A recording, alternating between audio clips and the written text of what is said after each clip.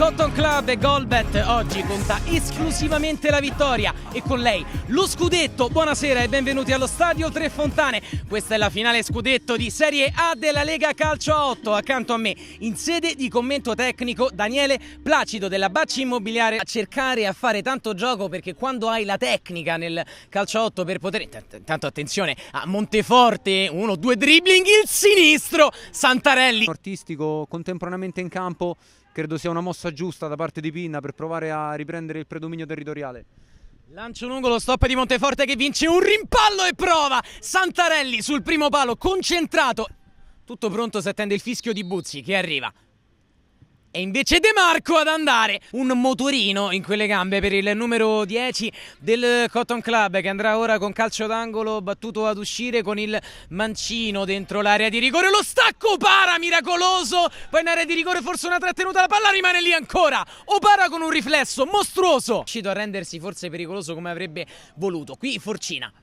Dal nulla Forcina, un tiro col destro. Opara per non sbagliare, si è comunque tuffato più in su. Quindi ha fatto rientrare il suo numero 11 che potrebbe risolvere la partita in qualsiasi momento. A te la linea. Picker il lancio, proprio la rovesciata di Artistico. Ci avevi passato la linea. Va a destra da De Marco, ancora Pantaleoni. Scava dentro col mancino, c'è lo stop, poi Monteforte direttamente sulla schiena di Picceri, occhio Blandino, il duplice fischio di Buzzi. Chiude il secondo tempo supplementare e allora sì, sarà la lotteria dei calci di rigore a dirci chi tra Cotton Club e Goalbet Calcio 8 si laureerà campione d'Italia della Lega Calcio 8 2015-2016. Galassi. Qui Galassi, il sinistro è altissimo sulla traversa di Simone Santarelli.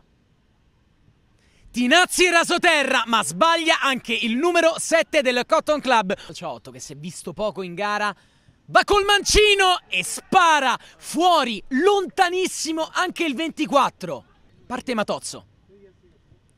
Spiazza Opara Matozzo. De Marco.